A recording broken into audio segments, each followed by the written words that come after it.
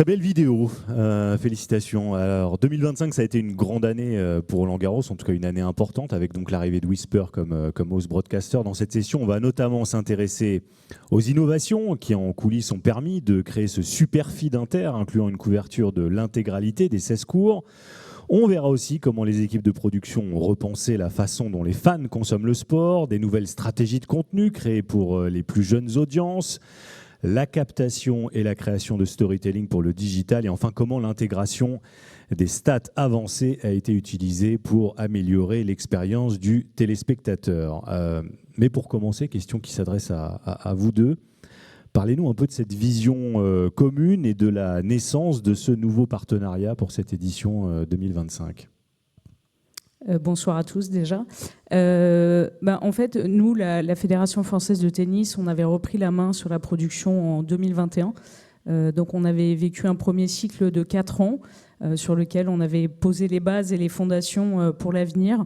Et c'est vrai que quand on a réouvert ce nouveau cycle de production, il y avait vraiment une volonté de se questionner et à minima de se challenger sur tout ce qu'on faisait, pourquoi on le faisait et comment on pouvait essayer de servir mieux nos diffuseurs, qui sont nos clients. Moi, je suis au service des diffuseurs pour essayer de leur donner la matière dont ils ont besoin par rapport à leur audience et par rapport aux évolutions aussi des modes de consommation. Donc voilà, c'était vraiment ça l'esprit dans lequel on a lancé ce nouveau cycle de production avec les équipes de Whisper. C'était vraiment de se dire voilà, comment on va plus loin en gardant toutes les bases de ce qu'on a fait, comment on essaie d'aller plus loin pour donner plus à nos clients. Quelque chose à ajouter, Sébastien? Non? Oui, on a répondu à l'époque à cet appel d'offres et c'est vrai, avec à mon côté, je dis à mon chef, jamais on va réussir de gagner un tournoi en France de cette grandeur comme Roland-Garros, mais heureusement il y avait quelqu'un qui était prêt de faire un leap of faith vers une autre direction. Oui, justement, Amandine, pourquoi pour vous c'était le moment de faire appel à Whisper et surtout qu'est-ce que vous vouliez que les fans remarquent en premier? Alors pourquoi c'était le moment? Je pense que je viens de l'expliquer. C'était vraiment une volonté Whisper. Enfin, je pense que Sébastien pourra en parler encore mieux que moi, mais une société qui est très axée sur le storytelling, vraiment raconter les histoires. Et comme on le disait, je pense que les fans aujourd'hui n'attendent pas forcément exactement la même chose qu'il y a même encore 4-5 ans. Certains, ouais. Les fans de tennis, c'est un sport aussi qui a tendance à vieillir. Donc nous, on a une volonté aussi de rajeunir cette audience et donc d'aller leur proposer des contenus qui correspondent mieux à leur mode de consommation. Donc ce qu'on voulait que nos consommateurs voient, c'est un contenu qui correspond à ce dont ils ont besoin. Et voilà, c'est là-dessus où le savoir-faire de Whisper aussi dans la production, dans le storytelling, dans le digital, était pour nous un atout fort pour le cycle à venir. Et je crois important aussi parce que Roland-Garros, c'est un vrai shopping window pour le tennis. Donc avoir cette bonne balance entre un contenu qui plaît à grandes audiences en France et dans le monde, et aussi avoir la connaissance de tennis et parler avec des fans qui suivent toute l'année. Ça, c'est un balance qui est toujours prêt dans notre esprit quand on produit des contenus. Sébastien, justement, comment vous avez décidé d'affronter ce challenge un peu fou de produire l'ensemble des 16 cours? Avec beaucoup d'humilité de notre part, parce que Amandine a bien expliqué, Whisper est connu pour son storytelling. Nous sommes maintenant une entreprise, une boîte qui a son base, son HQ à Londres, mais avec des bureaux à Manchester, à Riyad, et un peu en tour de monde aussi avec des activités plus en plus aux États-Unis et j'espère plus en plus aussi en France parce que ça c'est, j'espère, un premier grand pas. On a fait avec Roland-Garros, mais j'espère on peut faire plus en Europe. Et donc nous ne sommes pas vraiment connus pour des grandes productions de host broadcast, pas nécessairement. On a fait pour plusieurs sports, mais ça c'est quand même sur une autre échelle. Donc nous sommes arrivés avec beaucoup d'humilité, beaucoup de focus, de s'entourer avec des bons équipes, donc des bons prestataires aussi sur cette aventure, et je crois on a réussi. Quelle stratégie à présent vous avez pu mettre en place, notamment pour livrer du contenu pour les plus jeunes, YouTube, TikTok, on a de plus en plus de plateformes et de plus en plus de publics à adresser.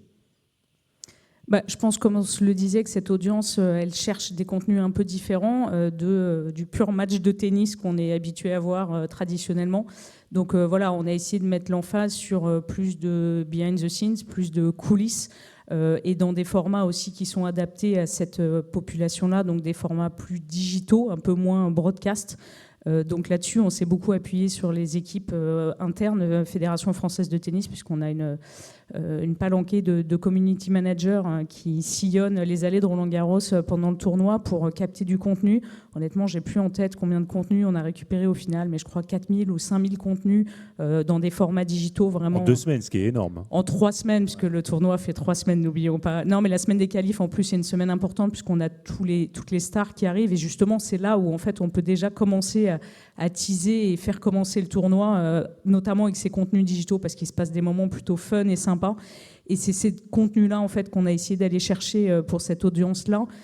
Et ensuite, remis en forme d'une certaine manière par Whisper aussi, pour pouvoir donner cette matière aux diffuseurs, parce que ce sont nos diffuseurs qui vont exploiter ensuite sur leur propre réseau.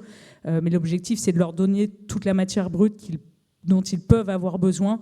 Donc voilà, je pense que l'emphase vraiment sur les coulisses, le behind the scene, les choses qu'on voit moins par défaut et sur lesquelles en plus on est vraiment les seuls à pouvoir donner ces accès, pour aller chercher cette audience un petit peu plus jeune.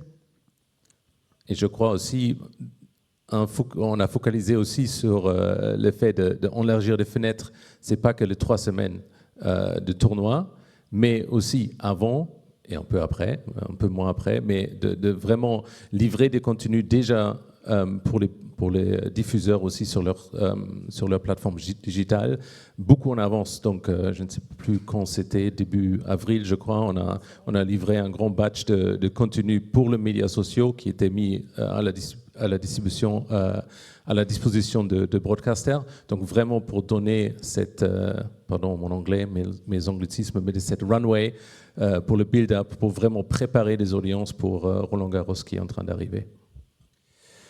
Parlons maintenant de l'impact de la data et notamment de sa mise en image graphique. Comment vous avez utilisé tous ces éléments pour rendre la retransmission encore plus immersive ?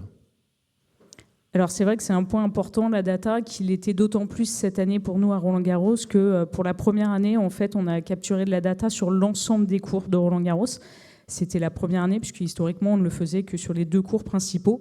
Et donc, depuis cette année, via la société Okai, on a produit l'ensemble des datas de niveau 1, 2, 3, donc jusqu'à des datas assez enrichies de l'ensemble des cours. Donc après, c'est bien d'avoir cette data, encore faut-il en faire quelque chose, et encore faut-il en faire quelque chose d'intelligible pour le téléspectateur, parce que je pense que tout le monde parle de la data, mais la data pour la data ne fait pas vraiment de sens. Et donc, c'est vrai qu'on s'est associé cette année avec la société TennisViz, en fait, qui est assez connue pour mettre en forme la data. En fait, leur cœur de métier, c'est de prendre la data brute et de la travailler pour en ressortir une data qui est intelligible pour le commun des mortels et pas forcément uniquement pour le fan et le tennis, le fan de tennis hardcore. Qui est un vrai enjeu, puisque comme le disait Sébastien au début, nous on a une audience qui est assez diverse. Entre on va être sur des chaînes, je pense qu'il y a des représentants de France Télé, on va être sur des chaînes très mainstream type France Télévisions, mais on est aussi sur des chaînes, je pense qu'il y a des gens de Warner Bros qui sont des chaînes sportives, ou sur Tennis Channel aux États-Unis, qui est carrément une chaîne qui fait du tennis toute l'année. Donc on s'adresse à des audiences qui sont très différentes. Il faut qu'on arrive d'une certaine manière, via le signal qu'on produit, nous, qui est un signal international, à parler de manière claire à l'ensemble de ces audiences. Et donc, les datas que propose TennisViz ont le mérite de vulgariser d'une certaine manière la data et de rendre ça intelligible. Donc, pour essayer de vous expliquer concrètement de quoi il s'agit, en fait, ils vont être capables de noter, par exemple, tous les coups des joueurs de 1 à 10. Donc, des trucs hyper simples, hein. Même mes enfants comprennent cette data. Donc, le coup droit de Sinner est meilleur que le coup droit de Alcaraz, pas vrai en l'occurrence, je pense. Voilà. Et donc, ils le font sur l'ensemble en travaillant la data brute qui est mise à disposition et sont capables de fournir ce type d'informations data qu'on a ensuite mise en œuvre d'un point de vue graphique avec DeltaTree.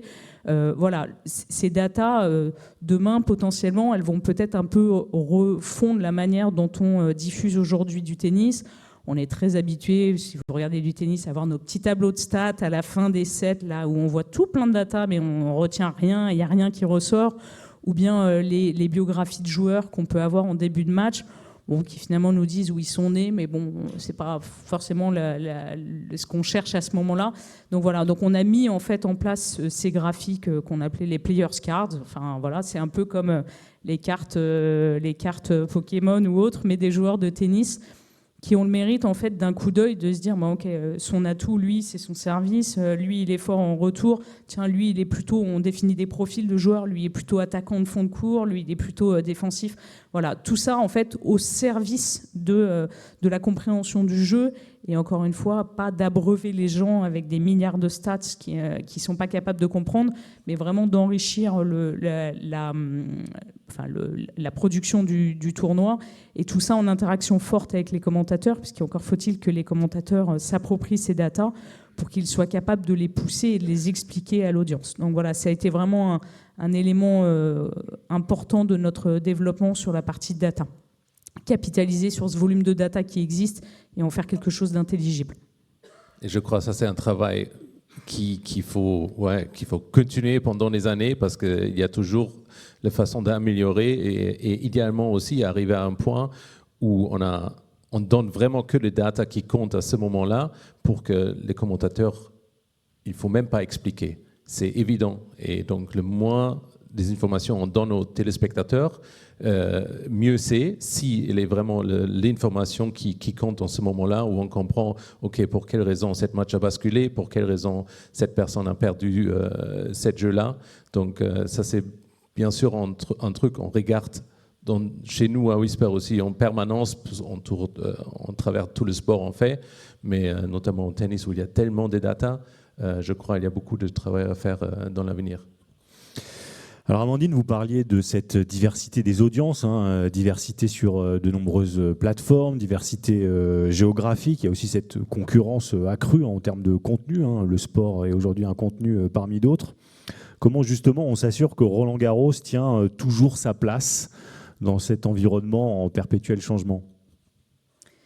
C'est en effet un bon point. Je pense que l'objectif pour nous, c'est de s'assurer que nos diffuseurs, pour leurs audiences, ont les produits qui sont appealing, qui parlent à leur audience, pardon. À force de travailler avec Whisper, moi aussi, je me mets à faire des anglicismes. Donc, toute la réflexion qu'on a eue, justement, c'était de se dire comment on repense les contenus qu'on met à disposition de nos diffuseurs, donc de la captation, certes, mais jusqu'à la distribution des contenus, pour que les diffuseurs puissent proposer justement à ces audiences diverses des contenus qui font sens par rapport à leurs besoins. Donc typiquement, on a refondu la distribution des signaux qu'on met à disposition des diffuseurs. Historiquement, on mettait à disposition 2 super signaux. Donc les super signaux, c'est des signaux qui sont complètement commentés en anglais, complètement éditorialisés, et qui étaient censés donner un peu le meilleur du tennis, mais qui finalement, comme on en avait 2, se finissaient un peu en châtrier, et puis l'autre c'était l'England, ce qui était un peu dommage parce qu'il se passe plein d'autres choses aussi à Roland-Garros. Et comme on sait aussi que nos diffuseurs ont de plus en plus des plateformes OTT, que les gens dans leur pays veulent voir leur local hero et pas forcément le gros match, on s'est dit on va donner plus de contenu. Donc en fait, on a refondu ce super signal. Au lieu d'en produire 2, on a décidé d'en produire plus qu'un seul, un peu en mode red zone, multiplex, donc vraiment le meilleur de Roland. On ne s'oblige pas à rester sur un match en entier. On vous donne ce qui se passe à Roland, on vous tease sur ce qui se passe sur les autres cours, on va montrer les balles de match, etc. Et à côté de ça, on a distribué les 4 cours principaux avec des commentaires anglais pour que nos diffuseurs puissent les exploiter directement sur leur plateforme OTT. On a fait un mix un peu entre du satellite, du SRT en termes de mise à disposition. Voilà, l'idée, c'est de donner aux diffuseurs plus de contenu pour que eux derrière puissent soit proposer l'exhaustivité, enfin une partie de l'exhaustivité à leurs clients, ou que eux puissent faire des choix. Et aussi dans notre manière de produire, comme je le disais, il y en a qui vont s'intéresser plutôt à leurs local heroes, typiquement en Chine, les Chinois, ils vont aller prendre le match de leurs joueurs, qui ne jouent pas forcément tout le temps sur le châtrier. Donc c'est vrai qu'on couvre depuis de nombreuses années maintenant l'intégralité des cours. bien évidemment les cours dits annexes avec des moyens de production un peu plus légers. Et on s'est dit que là-dessus aussi, il fallait être en capacité d'upgrader un peu le niveau de production en fonction des demandes des diffuseurs. Donc, par exemple, là-dessus, on s'est mis des caméras HF, un pool de caméras HF qui était dispo pour, à la demande des diffuseurs, aller rajouter une caméra pour un match en particulier. Donc, typiquement, quand on voyait qu'il y avait des diffuseurs qui prenaient un match en uni, par exemple, d'un Chinois, eh ben, on allait rajouter une caméra HF pour enrichir la production de ce match-là et se dire que voilà, le client en bout de chaîne, le téléspectateur chinois, avait un produit qui correspond mieux à ses attentes. Donc, voilà, c'est dans cette logique-là qu'on a essayé d'enrichir la production, de donner plus aux diffuseurs, de donner un contenu, on l'espère, un peu plus qualitatif. On a enrichi les dispositifs de captation, etc. Mais voilà, aussi de lui donner plus de choix dans ce qu'il peut proposer à son audience pour que ça réponde aux besoins de cette audience en particulier. Oui, et je crois dans cette logique, il y a aussi le côté non-live qui est très très important pour donner vraiment des éléments aux diffuseurs pour vraiment préparer leurs audiences pour le grand événement de la journée. Donc, on a commencé de produire vraiment beaucoup de vidéos hype avec un nouveau style qui est un peu plus proche peut-être des joueurs. Beaucoup de petits éléments pour que les broadcasters peuvent vraiment tirer dans cette toolbox qui était sur la plateforme tout le jour, un opener, un closer et surtout des petits clips de 20 secondes, 30 secondes pour vraiment préparer le grand match qui vient, et aussi avec la possibilité des diffuseurs pour avoir des demandes. Donc on a régulièrement avait des demandes, OK, on a besoin de ça en plus parce qu'il y a le broadcaster chinois, américain qui a besoin de quelque chose en particulier. Donc c'était vraiment cette idée de super serving les diffuseurs. Quelles leçons vous tirez de cette édition 2025 et de cette première année de collaboration ? De notre côté, je crois nous sommes rentrés avec beaucoup d'humilité, surtout parce que un host broadcast de cette taille est quelque chose qui ne se fait pas tous les jours. Et on était, comme j'ai dit avant, on n'était pas connus pour.